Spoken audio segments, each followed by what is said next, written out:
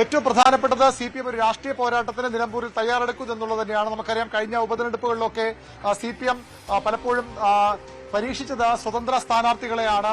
ഏത് വിധേനയും CPM-ന് അല്ലെങ്കിൽ ഇടതുമുന്നണിക്ക് ലഭിക്കാവുന്ന രാഷ്ട്രീയ വോട്ടുകൾക്കപ്പുറമുള്ള വോട്ടുകൾ കൂടി സമാഹരിക്കാൻ കഴിയുന്ന ആളുകളെ രംഗത്തിറക്കാൻ CPM തീരുമാനമെടുക്കുകയായിരുന്നു. തൃക്കാക്കരയിലും പാലക്കാടും ഒക്കെ നമ്മൾ കണ്ടത് അതാണ്. പുതുപ്പള്ളിയിൽ മാത്രമാണ് അതിനൊരു വ്യത്യാസമുണ്ടായിരുന്നത്. പക്ഷേ ഇപ്പോൾ ഈ നിലമ്പൂർ വരുമ്പോൾ നിലമ്പൂർ ഉപതെരഞ്ഞെടുപ്പിന്റെ ആദ്യഘട്ടം മുതൽ CPM ആലോചിച്ചത് സ്വതന്ത്ര സ്ഥാനാർത്ഥികൾ തന്നെയായിരുന്നു. സ്വതന്ത്ര സ്ഥാനാർത്ഥികളെ രംഗത്തിറക്കി ഏത് വിധേനയും തെരഞ്ഞെടുപ്പിൽ ജയിക്കാമെന്നൊരു ആലോചന തന്നെയായിരുന്നു CPM-ന് ആദ്യഘട്ടം മുതൽ നിലമ്പൂരിൽ ഉണ്ടായിരുന്നത്. പക്ഷേ ആ രീതിയിലുള്ള സ്വതന്ത്രരെ CPM ഉദ്ദേശിച്ച അല്ലെങ്കിൽ CPM-നെ വിജയിപ്പിക്കാൻ കഴിയുന്ന സ്വതന്ത്രരെ CPM-ന് കിട്ടിയില്ല. അങ്ങനെയാണ് എന്തുകൊണ്ട് പാർട്ടി ചിഹ്നത്തിൽ തന്നെ പാർട്ടിക്ക് അടിസ്ഥാനപരമായ വോട്ടുകളുള്ള ഒരു മണ്ഡലമാണ് നിലമ്പൂർ. പാർട്ടിക്ക് ഒറ്റയ്ക്ക് ജയിക്കാനുള്ള സാഹചര്യം ഇപ്പോൾ അവിടെ ഇല്ലെങ്കിൽ പോലും നിലമ്പൂരിനെ ഒരു രാഷ്ട്രീയ പാരമ്പര്യം, ഒരു ഇടത് പാരമ്പര്യം, പ്രത്യേകിച്ച് CPM പാരമ്പര്യമുള്ള മണ്ണാണ്. അവിടെ CPM-നെ സ്ഥാനാർത്ഥി ഇറക്കിയാൽ ഒരുപക്ഷെ ഇപ്പോഴത്തെ രാഷ്ട്രീയ കാലാവസ്ഥയിൽ അനുകൂലമായ റിസൾട്ട് ഉണ്ടാകുമെന്ന് CPM തിരിച്ചറിയുകയായിരുന്നു. അങ്ങനെയെങ്കിൽ ആരെയാണ് മത്സരിപ്പിക്കേണ്ടത്? സ്വാഭാവികമായും നിലമ്പൂരിൽ നിന്നുള്ള ഇപ്പോഴത്തെ ഏറ്റവും പ്രധാനപ്പെട്ട നേതാവ് M സ്വരാജ് തന്നെയാണ്. CPM-ന്റെ സംസ്ഥാന സെക്രട്ടറി രംഗം M സ്വരാജ് തന്നെയാണ്. മുൻ MLA M സ്വരാജിനെ ആ രീതിയിൽ ഒരിക്കൽ കൂടി പരീക്ഷിക്കാൻ CPM തീരുമാനിക്കുകയായിരുന്നു. വളരെ നിർണായകമായ തീരുമാനമാണ് CPM കൈക്കൊണ്ടിരിക്കുന്നത്. നമുക്കറിയാം ഏറ്റവും പ്രധാനപ്പെട്ട ഒരു ഉപതെരഞ്ഞെടുപ്പ് തദ്ദേശ തെരഞ്ഞെടുപ്പിന് മുമ്പുണ്ടാകുന്ന ഒരുപക്ഷെ അവസാനത്തെ ഉപതെരഞ്ഞെടുപ്പാകാം ഇത്. അത്തരമൊരു രാഷ്ട്രീയ പോരാട്ടത്തിൽ CPM തങ്ങളുടെ രാഷ്ട്രീയമായ എല്ലാ ആയുധങ്ങളും എടുത്തു പ്രയോഗിക്കാൻ തയ്യാറെടുക്കുകയാണ്. അതുകൊണ്ടാണ് M സ്വരാജിനെ പോലൊരു പ്രധാനപ്പെട്ട നേതാവിനെ, യുവനിരയിൽ ഏറ്റവും ശ്രദ്ധേയനായ നേതാവാണ് M സ്വരാജ്.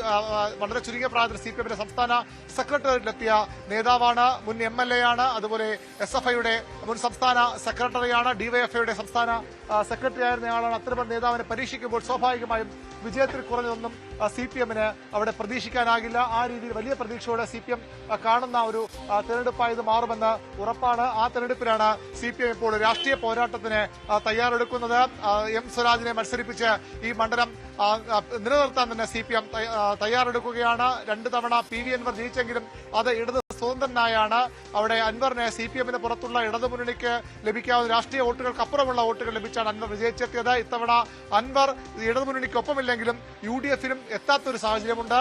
അൻവർ ഏതെങ്കിലും തരത്തിൽ UDF-നെതിരെ നിലപാടെടുത്താൽ അത് ഗുണം ചെയ്യുക LDF-നാകും. അതുകൊണ്ട് തന്നെ ആ രാഷ്ട്രീയ സാഹചര്യം പരമാവധി പ്രയോജനപ്പെടുത്താനാണ് ഇടതുമുന്നണിയുടെ CPM-ന് തീരുമാനം. അതുകൊണ്ടാണ് തങ്ങൾക്ക് ശക്തമായ രാഷ്ട്രീയ അടിത്തറയുള്ള മണ്ഡലത്തിൽ എന്നാൽ ഒറ്റയ്ക്ക് വിജയിക്കാൻ കഴിയില്ല എന്ന വിലയിരുത്തൽ കഴിഞ്ഞ തവണയൊക്കെ CPM നടത്തിയ മണ്ഡലം തിരിച്ചു നിലനിർത്താനായി CPM തങ്ങളുടെ ഏറ്റവും പ്രധാനപ്പെട്ട നേതാക്കളിൽ ഒരാളെ ഇറക്കുന്നു. ഒരുപക്ഷെ ഭാവിയിൽ CPM-ന്റെ ഏറ്റവും നമ്പർ 1 നേതാവായി പോലും മാറാവുന്ന ആ കാലിബർ ഉണ്ടെന്ന് പല നേതാക്കളും വിലയിരുത്തുന്ന ഒരു യുവ നേതാവാണ് M സ്വരാജ്. അത്തരമൊരു നേതാവിനെ ഇറക്കി നിലമ്പൂർ നിലനിർത്താൻ CPM ശ്രമിക്കുമ്പോൾ കടുത്ത രാഷ്ട്രീയ പോരാട്ടമായത് മാറുമെന്ന് ഉറപ്പാണ്. സ്വതന്ത്രരെ മുൻനിർത്തിയുള്ള പരീക്ഷണങ്ങൾ CPM അവസാനിപ്പിക്കില്ല എന്ന് നമ്മുടെ ചോദ്യത്തിന് മറുപടിയായി MV ഗോവിന്ദൻ CPM സംസ്ഥാന സെക്രട്ടറി വ്യക്തമാക്കി.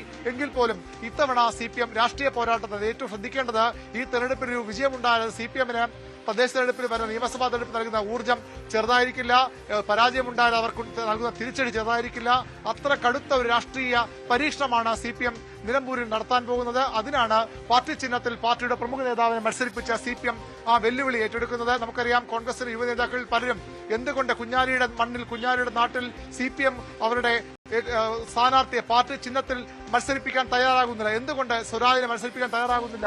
ധൈര്യമുണ്ടെങ്കിൽ സ്വരാജിനെ സ്ഥാനാർത്ഥിയാക്കൂ എന്ന വെല്ലുവിളിയൊക്കെ കോൺഗ്രസിന്റെ യുവ നേതൃനിരയിലെ പലരും നടത്തിയിരുന്നു. ആ വെല്ലുവിളി കൂടി CPM ഏറ്റെടുക്കുകയാണ്. MV ഗോവിന്ദൻ പറയുകയുണ്ടായി, വെല്ലുവിളിച്ചില്ലേ, ഇപ്പോൾ എന്തായി എന്ന ചോദ്യം അദ്ദേഹം മുന്നോട്ട് വയ്ക്കുകയാണ്. അതിന് സ്വരാജ് മറുപടി പറഞ്ഞ മറ്റു തരത്തിലാണ്. അപ്പോൾ ഞാൻ മത്സരിക്കാൻ UDF-ഉം കോൺഗ്രസും ആഗ്രഹിക്കുന്നു, ഞാൻ കൊള്ളാവുന്ന സ്ഥാനാർത്ഥിയാണെന്ന് അവരും സമ്മതിക്കുന്നു, അതൊരു സർട്ടിഫിക്കറ്റായി എടുക്കുന്നു എന്ന് സ്വരാജ് പറയുന്നു.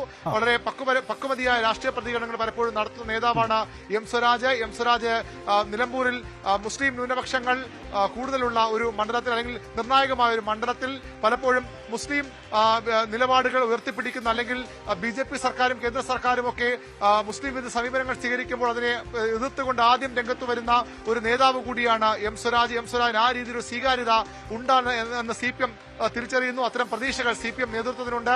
അതുകൊണ്ടുകൂടിയാണ് M സ്വരാജിനെ നിലമ്പൂരിൽ സ്ഥാനാർത്ഥിയാക്കാൻ CPM തീരുമാനമെടുത്തിരിക്കുന്നത്. അതുകൊണ്ടാണ് M സ്വരാജിനെ മുൻനിർത്തി രാഷ്ട്രീയ പോരാട്ടത്തിന് CPM തയ്യാറെടുക്കുന്നത്. ഏതായാലും ഇത് വലിയ പ്രതീക്ഷയോടുകൂടിയാണ് CPM ഇതിനെ കാണുന്നത്. എങ്ങനെയുണ്ട് M സ്വരാജിനെ മത്സരിപ്പിക്കുകയാണ് നിലമ്പൂരിൽ? എങ്ങനെയാണ് ഗോവിന്ദൻ മാഷ് ഇപ്പൊ അനൗൺസ് ചെയ്തല്ലോ? അത് ചെയ്തു.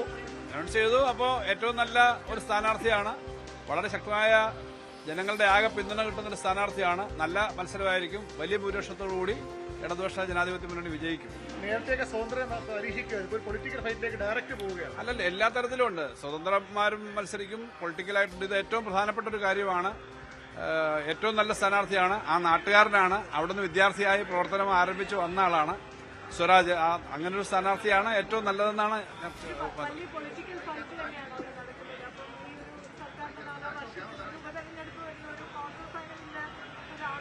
അതെ, എല്ലാ മത്സരങ്ങളും വളരെ പ്രധാനപ്പെട്ടതാണ്. ഏത് മത്സരവും ഓരോ മത്സരവും വിജയിക്കേണ്ടത് അതത് സമയത്തെ മത്സരത്തിൽ പങ്കെടുക്കുന്നവരുടെ ആവശ്യമാണ്. എന്താ വെച്ചാൽ LDF വിജയിക്കണമെന്നാണല്ലോ LDFന്റെ പ്രവർത്തനം. UDF സംബന്ധിച്ച് അവരും അതിൽ പ്രവർത്തിക്കും.